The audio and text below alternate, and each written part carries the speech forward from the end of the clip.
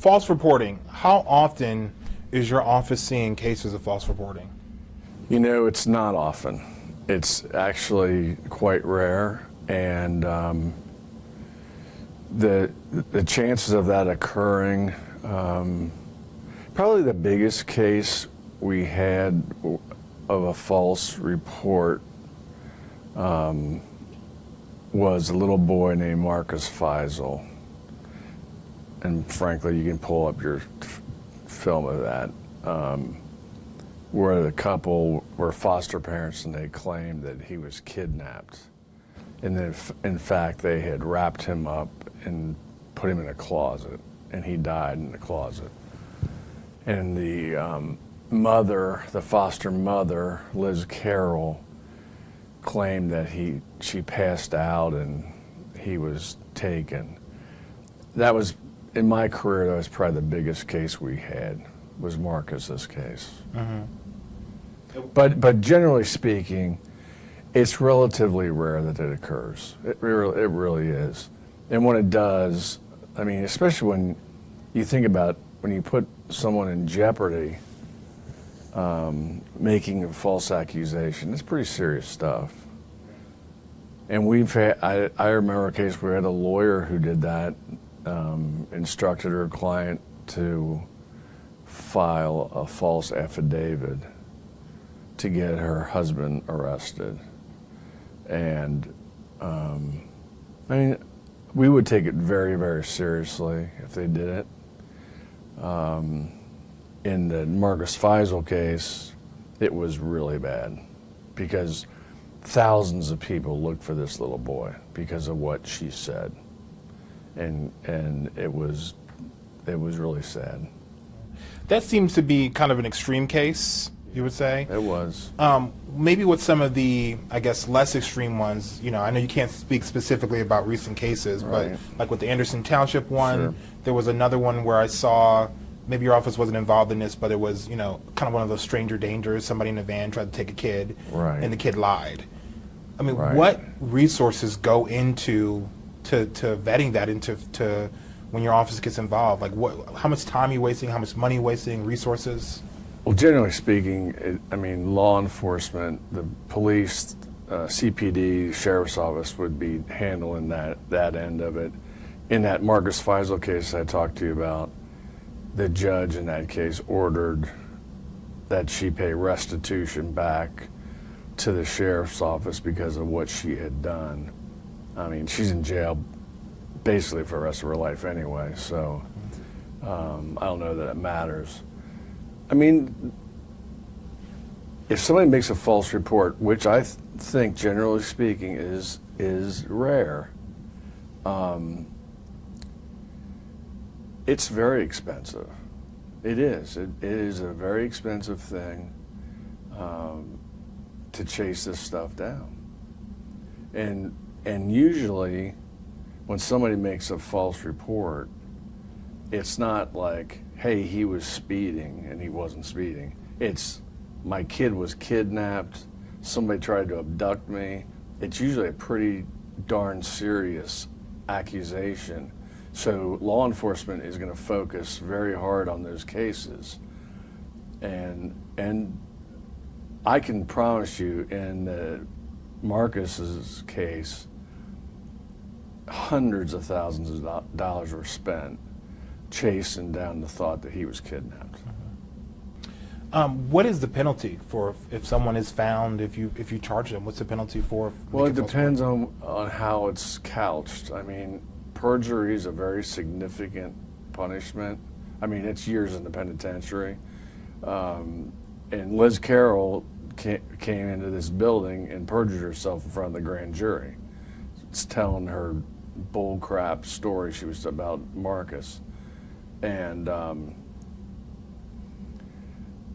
I mean, some of them are low-level offenses like falsification and things like that. But if you get to the point where you're perjuring yourself, that's when the courts hammer you. That's what happens. And it has to be a significant case. Because I can tell you, if I prosecuted every one who complained of perjury in a divorce case. I mean, it happens constantly, constantly.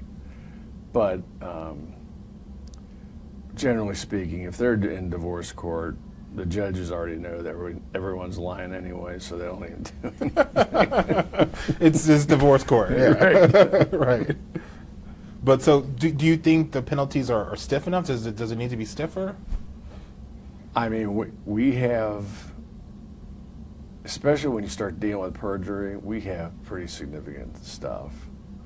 And the police, generally speaking, you know, we have very good detectives in this county, and they know when somebody's up to something, you know, Yeah. and in most cases, they don't expend a lot of time. They know when somebody's lying or something. Some kid doesn't want to go to school, so he says somebody tried to abduct him or something like that.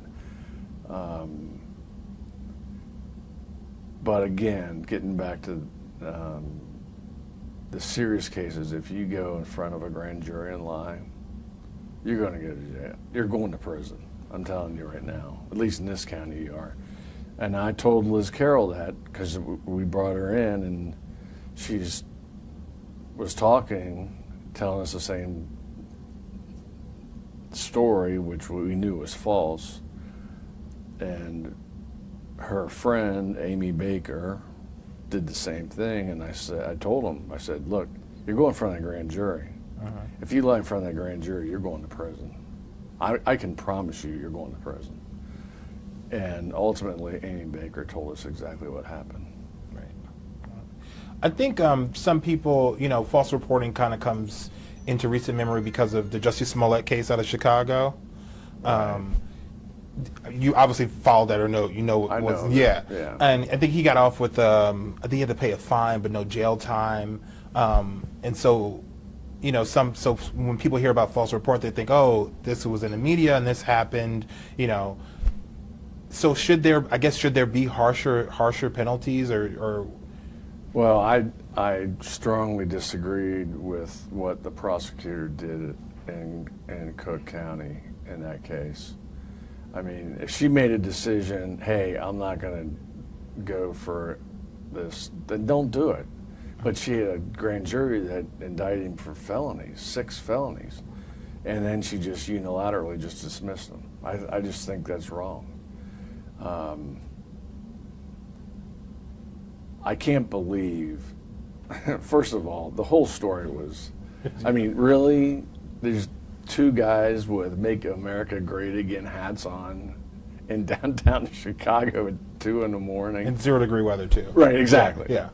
Yeah, just, I mean, I think they pretty much knew what was going on. And the police, the superintendent of the police, I thought, handled it very well. But you expend a lot of resources on that stuff, you know? He was alleging a hate crime, and law enforcement takes that very seriously, you know, and they have historically, I mean, at least from like the 50s on, they did. They took it very seriously. I think half of the KKK was FBI agents, you know, that were implanted into the organization because they knew they were a hate group. Right. And you do expend a lot of resources running that kind of allegation down. Right. But I'll tell you, the reality is, when you deal with hate crimes, the reality is that the underlying crime is much harsher in terms of punishment than the hate part of it. Because, I'll give you an example. My son was beaten up at Taste of Cincinnati about 5 years ago, and the assault was the punishment was much worse than any type of hate crime. You know what I mean? It's a little additional thing, but it's not really that strong. Right. I know you say it's rare to have false reporting come to your office.